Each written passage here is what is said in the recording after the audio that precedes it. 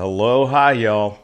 Lahaina Lee here with a quick update on the latest twist on Maui County politics and what that means for Bill 9.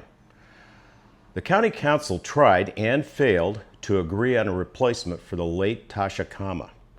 They took 3 votes, split 4-4 each time, and couldn't reach the 5-vote majority needed. So now, under the county charter, that responsibility shifts to the mayor, Mayor Bissen. He'll appoint the new council member for the Kahului seat, and that person will likely need to be sworn in before the council takes any major votes, including Bill 9.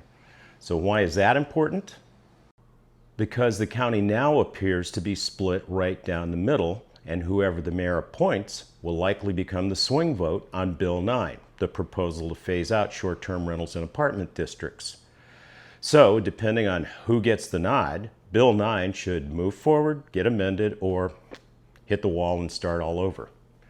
Now, officially, the first reading of Bill 9 is scheduled for December 1st.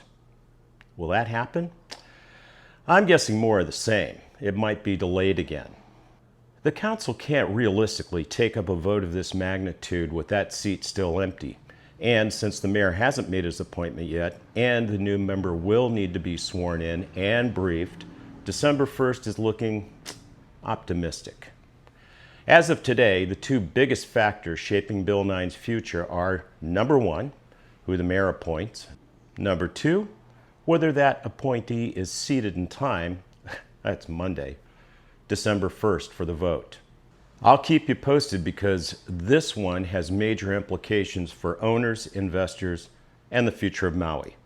Until then, stay grounded, stay informed, and as always, live aloha. From the greatest island on earth, this is Lahaina Lee saying, aloha.